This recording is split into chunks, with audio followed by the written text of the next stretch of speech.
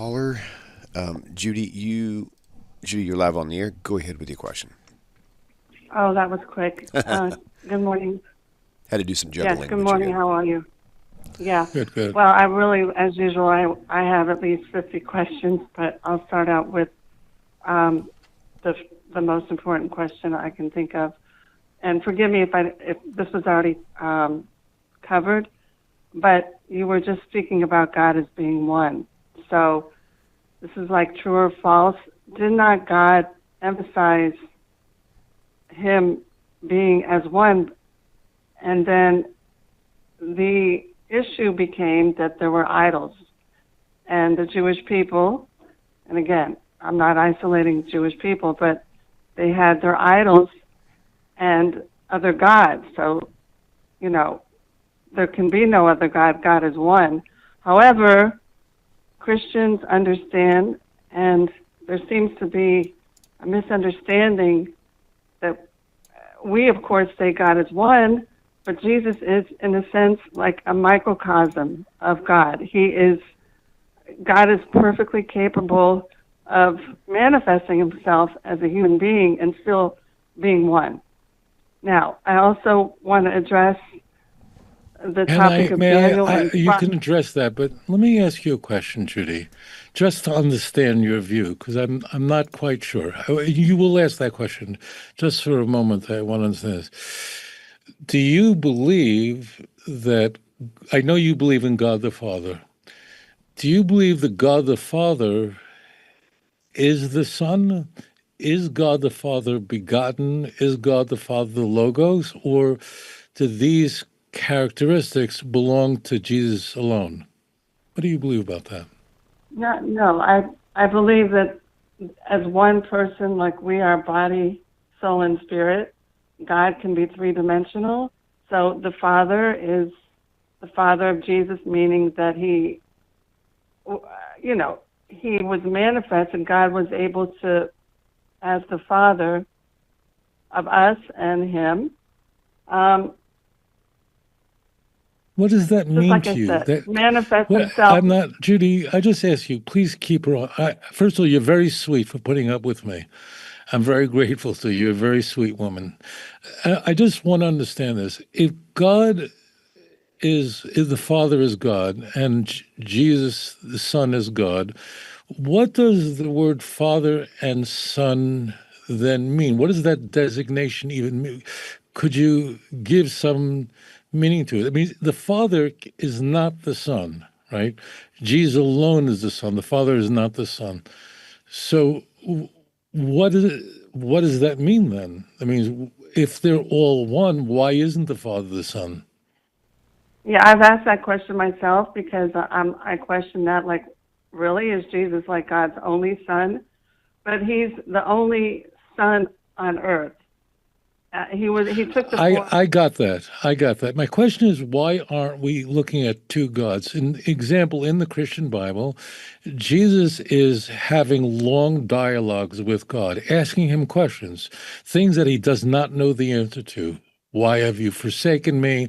He has a whole series of requests and prayers in the farewell discourse, extending from John 13 through John 17. Like, is he talking to himself? Does he not know the time of the end? Does he not share the mind of God if he's just the same thing? Explain that to me, because that's what I can't wrap my head around. Well, it's like, I know you've studied this extensively, and I'm sure you've heard every answer, but he took the form of a man, and he allowed himself limitations so that he could accomplish what he needed to accomplish for the salvation, the provision of salvation, which it seems like that was the only solution for the state of mankind. The state of mankind was that, yes, God was forgiving everybody, but it still wasn't, the solution hadn't I get that, Judy. And if you want, I'll abandon this. But I really want to understand how your mind works. You've called in many times, and I feel enriched by having you as a viewer. When Jesus asked God in the Passion, take this cup, not as my will, but of your will. That means they have different wills, and Jesus is requesting the Father, that means Jesus is not God, and he's asking God of something. Jesus actually says in John 5 that I can do nothing of my own will, but only the one who sent me. It's very clear that it's not like God just manifested in the flesh, because Jesus really doesn't know the answer of why have you forsaken me, and his will is different, his mind is different. Jesus doesn't know the time of the end, Mark 13:32. And that's why I implore you to help me. I understand the Christologies. I implore you to explain to me how the doctrine of the Trinity is not idolatry if you state that Jesus was God and his humanity did not diminish from his divinity. I would say that just for the period of time that he was on earth, he was one with the Father, but yet he had the limitations of being a human being. So Those limitations interfere with his divinity. There were Christians who said this, these ideas were expressed by Christians, and they were thrown out of court out of complete heresy from Cyril of Alexandria. I mean, these were all condemned in the Council of Ephesus, this idea that there were two different minds, the mind of a human and the mind of the divine. What you're expressing, first, you expressed a modalism, a Sabellianism, which is complete heresy, both in Catholic and Protestant theology, and that there are two separate minds is also a complete heresy in Trinitarian theology. And what I'd like to persuade you of is that the doctrine of the Trinity really is impossible to explain. You're, I believe, a good faith actor. You really believe. And therefore, these questions should be very meaningful to you, because if you're wrong about this and you worship Jesus God and he's not God, you would concede that it's idolatry, right? So I would just say that if you read the Christian Bible, it's very clear that whoever wrote these books didn't think that Jesus and the Father were equal. They were of one purpose or one agency, for sure. I and the Father are one, but they weren't of the same substance. There are things that Jesus didn't know. No Trinitarian believes that Jesus' humanity deprived him of his divinity. And so that's why I'm pressing you with this question. Hello? Is that a fair question, Judy? Yes, but would it Yes. be fair to say that Jesus and God are in a different state now? I mean, the unity of the Trinity is now, but that really wasn't my question. And go ahead. We can continue. It's like explaining Noah's Ark to somebody. You have to go beyond logic. There's a logic that I has agree. to supersede it. I agree with you. Just one point. That part I agree with you, Judy. I do agree that if you believe in the doctrine of the Trinity, the Orthodox lowercase o doctrine of Trinity, you have to abandon logic. We are on the same, I agree with you. It's completely illogical. And then you can believe anything. Then no religion can be dismissed. I'd like to explain that. It's logic to a certain degree, but not, we have to already have the preface that we don't know everything, but it's conceivable that things could happen this way without going against truth. I mean, logic is truth. It doesn't break the rules of truth, and it would go into, to dissect it, it would take a lot of time, which I've done that in my mind, but that wasn't my question. There's things follow. You're here the whole show if you like. I want to ask you this, because I really want to plot this through with you. Do you believe, based on the Hebrew Bible, that it is vital to God that mankind, we are commanded to worship God in truth, that God wants us to understand his nature so that we can worship him properly, and improper worship is a very grave sin.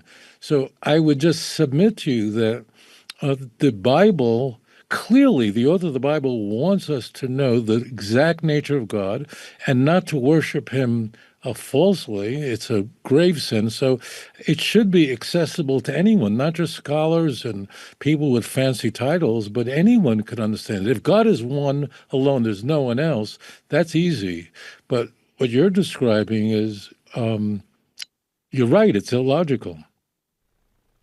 Well, I'm not saying it's completely illogical. It's illogical that God could breathe into the dust of the earth and we could become man. So if that's logical in my mind, although hard for some people to understand, but it's still logical. So if I God don't were know the why only that's difficult to person that could, understand. I don't know. Why is that difficult to understand? I think it's very easy to understand. Man is not God, and God is God. And I mean, you have to believe in God, but I don't think any theist has the trouble that God blew into the nostrils of Adam and of clay and became man. I don't think there's no contradictions. The secret things belong to the Lord, but that which has been revealed belongs to us and our children forever when we keep all the words of the Torah. I don't think that's the case at all. I think the Torah is very easy to understand, and the Torah was written for men, not angels. right, and I agree with you, there cannot be a contradiction. The way I can explain it is it seemed like God was the only one that could do the job of what, instead of animals being sacrificed and providing redemption, he had to take the form of a man to accomplish the task at hand. And how that breaks down, he made a way. Now, that's the part that you don't agree on. I believe he made a way, and it may not appear logical, but in some ways, I have to say there's some blind spots. So, look, I want to just say the Daniel thing is what I wanted to bring up, and how we're getting to the time of tribulation, maybe, a rapture pre or after, but the Jewish, from what I understand, I don't know if this is taught in your, in the synagogues, that the Jewish people, the age when Jacob married Rachel was 84 years old, and it's going to be 84. They're going to be 84 in 2032 since 1948. Anyway, so there's 7 years between now and then, and there is a time of Jacob's trouble. So I just want to get everything straight and make sure that if there's a way of escape, we're all addressing it. I know you might think this is crazy talk, but there is a breakdown of that too. And the Shroud of Turin now, it's made all the rounds. Tucker Carlson, Pierce Morgan. There's a lot more evidence, and I only bring that up because you said that's the best evidence. I don't think it's necessarily the best evidence, but it's worth mentioning that it's gaining more credibility. And anyway, I just say all these thoughts, it may seem mishmash, but it's just something to think about. I believe you may think I have blind spots. We all have blind spots. Well, thank you, Judy, for your call. Thank you. And thank you for really putting up with me. And I will say that I was convinced that the Shroud of Turin was a 14th century forgery, as scientists have discovered. And it didn't appear before the 14th century, and it's been dated very clearly as a fake relic.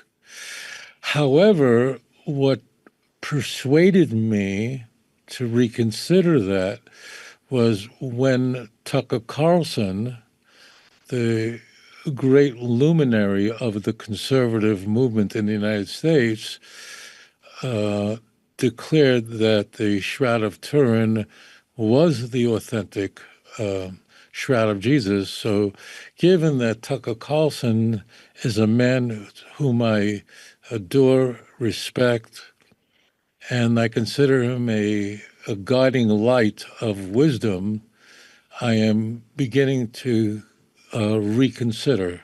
And I think what would push me over the edge to fully embracing the notion that the Shroud of Turin was the Shroud of Jesus is if Candace Owens another great luminary of the conservative movement, if she too would jump on board and bring these same characters on her show too, I think I might be persuaded. Anyways, thank you very much for joining me. Okay, good deal. Great luminaries, no doubt. Okay, all right. Let me get my calls in order here. Guys, hit that like button, subscribe to the YouTube channel, go to Rabbi Singer's channel as well, and also don't forget his 2-volume book set, Let's Get Biblicals, Volume 1 and 2. The audio files are available, but the CDs are not, but they're available on his website. The MP3. Let me say, Yeah. I want to just one other thing Go for ahead. you guys. Listen carefully. Go ahead. Pay no attention to that man. No, listen to me. It's so important. If you believe in the work that William is doing, that we're doing here, whenever you watch any of our videos, please like it and please share it. It's very important because it really affects the algorithm so that our videos are spread around. So really it's very, very important that whenever you see a video of William, a video of mine, it's very important to like it. I hope we like it. Yeah. But if you do, don't just pass it. Just make sure you like it and make sure that you subscribe to channels because it really has a very big impact on spreading Torah throughout the world. It's very, very important. You should really go through our videos and make sure that those videos that you haven't liked yet, you do like them. It really has a very, very big impact on spreading this message. Anyway, shalom. Yeah. And commenting on them also helps generate views as well, so it kind of refreshes them on the system. So, Yeah. Rabbi, thank you. Great show, and we'll see you, Hashem willing, same time, same place next week. Shalom, everyone. Yeah. Bye. If you enjoy this channel and the content, and it has changed your life, or perhaps the life of a loved one or a close friend, would you please consider supporting this work? You can click this link and it'll take you directly to my website with the donate button. Or there's a Patreon link and a mailing address for snail mail if you would prefer. If you do donate, please do me a favor and leave me a phone number where I can contact you and thank you properly. I hope you all have a wonderful 2025. Shalom.